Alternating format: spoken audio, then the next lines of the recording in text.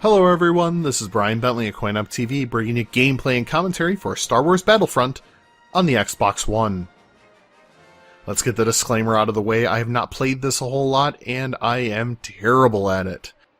So be sure to leave me a comment down below about exactly how terrible I am at this game.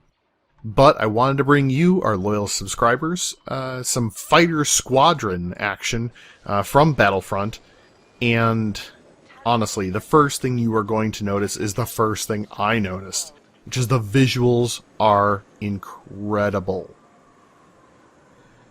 The amount of loving detail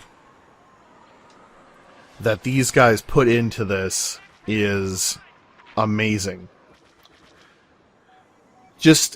Look at, if you're thinking about, maybe some of your memories from the movies or, other Star Wars games, the models that are done, or if you are into, like, Fantasy Flights games, either the X-Wing game or the... what's the one I have? Armada. Star Wars Armada. The tabletop versions that Fantasy Flight makes.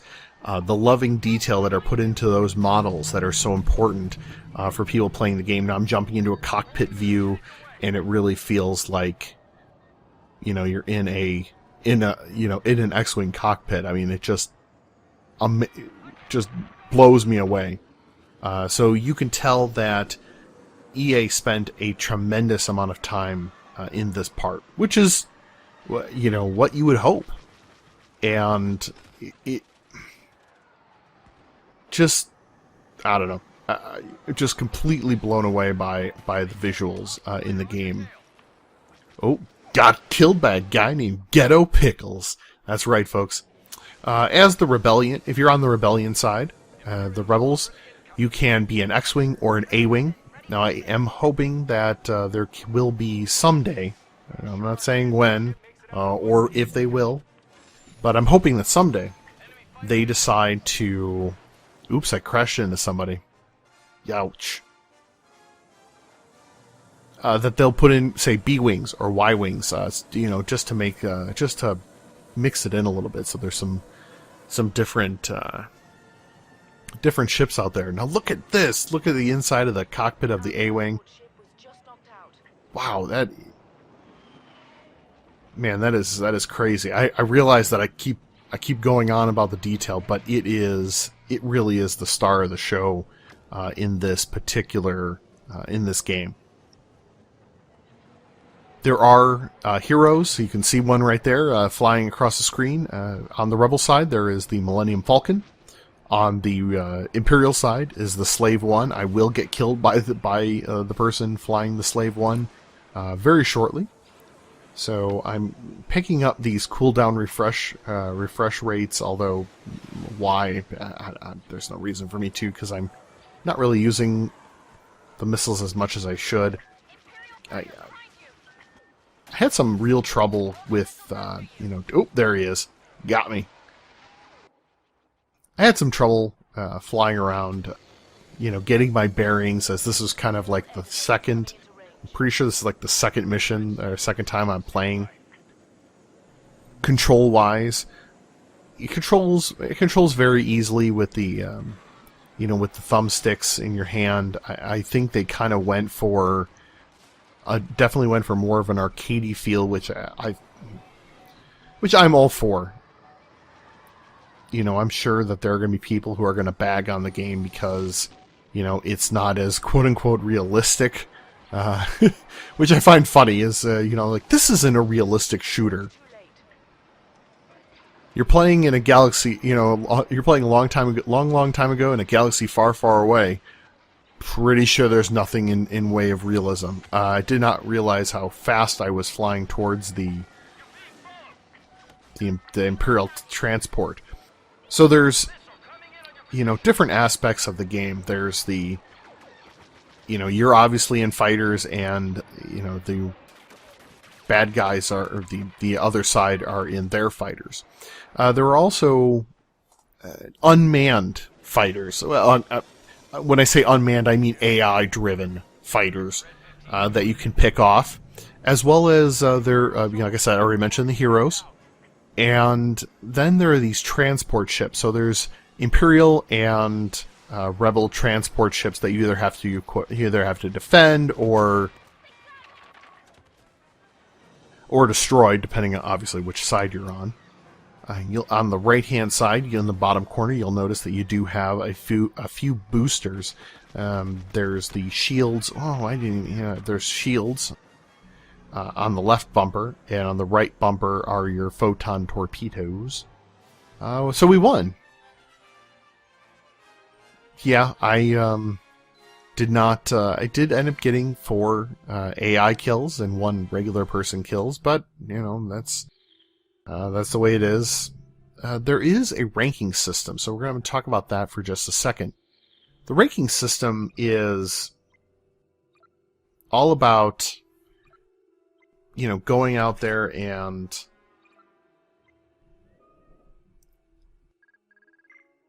collecting, so there's your combat skill, whether or not you won, if you actually did any challenges. If you did any challenges during that time, and then you earn credits from that. So it's like 10% of those credits. And then you can use those credits to purchase, different things. One, you can purchase our cards, and those cards can be equipped onto your person. So I bought a thermal detonator, so I could throw a grenade. I bought a new pistol for my guy. I haven't really bought any of the cosmetic portions yet, but that is a choice that you can make. All right, let's get into. Before I really start talking about the Empire side, there's a couple other things about the credits. So you can also earn credits by. I can't even believe I'm actually saying this, but you can do there is a mobile app for playing the game, and I played it last night. It was okay. You can earn some credits that way and be able to buy some stuff that you can use in the game, and I don't know. I mean, I guess if you're really sitting there and you don't have anything else to do, maybe, if it's something you really, really want to do, I'm kind of hoping I don't want to use the word forced, I'm kind of hoping that they don't rely too much on it to get credits, because it, how do I put this? It wasn't very fun. It's okay, I guess. If I had time to kill and I was really bored and none of my other mobile games were, I already had the timers all set on them, and so as you can tell, yeah, I'm not really feeling the mobile game so much. Ooh, man, that zero of Razgiriz, he's really good. So, all right, let's talk about the Empire. Being the Empire, you have 2 choices. You can either be the TIE Fighter or the TIE Interceptor. Of course, TIE Fighters are very fast, but are terrible on banking. They can't bank for anything. The TIE Interceptors have more mobility, but they are not nearly as fast or as strong. Like I said, there are hero classes, and for the Rebels is the Millennium Falcon. So here I am trying to take some pot shots at the Millennium Falcon to bring it down. I gets a little hot and heavy, so I'm going to back off and before someone just completely destroys me, which happens often. One thing I really like is that it's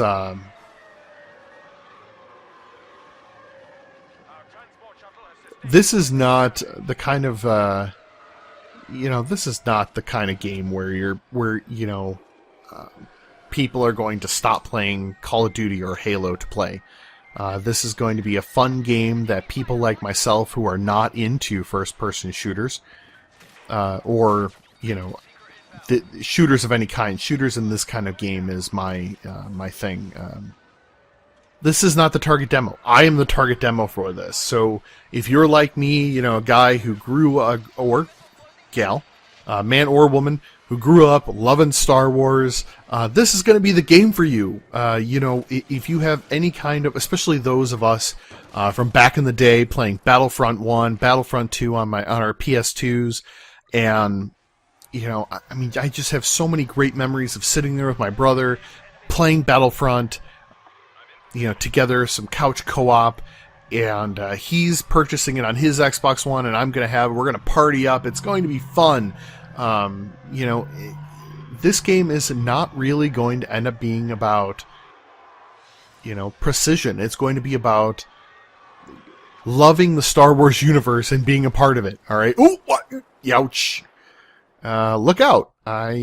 There's a rock there. If you did not know. Anywho. So really, if you are into Star Wars, or, you know, you just want to have fun playing, I don't really get the vibe that this is going to end up being. Oh, there's a rebel transport. Let's try to take it out. Oh, I shot a missile and it missed. I am terrible at this game. I think someone catches on that I'm a little too close. Oh, look out, missile! You can do evasive maneuvers. I don't really feel like the evasive maneuvers are very good. Or I am employing them terribly. Also a very good possibility. I could be very terrible at employing the evasive maneuvers. But I'm definitely going to be playing more of the fighter squadron. I'm enjoying it.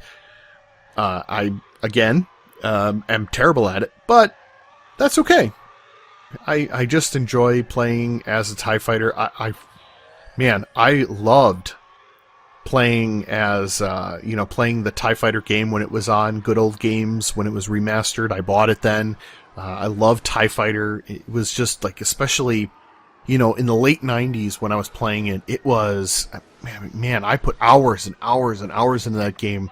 And it wasn't necessarily, you know, any one particular thing, but, I mean, I would just play missions that I'd already played. And I would just replay them because I loved TIE Fighter. I just loved the concept and everything about it. And I get that feeling playing this. I mean, maybe it's not, you know, quite as exact as that, but man, it just feels so good to be able to get out there and get to playing and being a part of the Star Wars universe. So I'm sure that, you know, the game, you know, might get ragged on a little bit. Because it may not be the, you know, most precise shooter. Ooh, someone got me. Oh, I think someone crashed into me. Oh, well, that would explain that. So yeah, so maybe if you love Star Wars and, you know, this is the game for you, because I know, as a person who grew up loving Star Wars and loves it today, it's the game for me. So I'm going to leave it at that.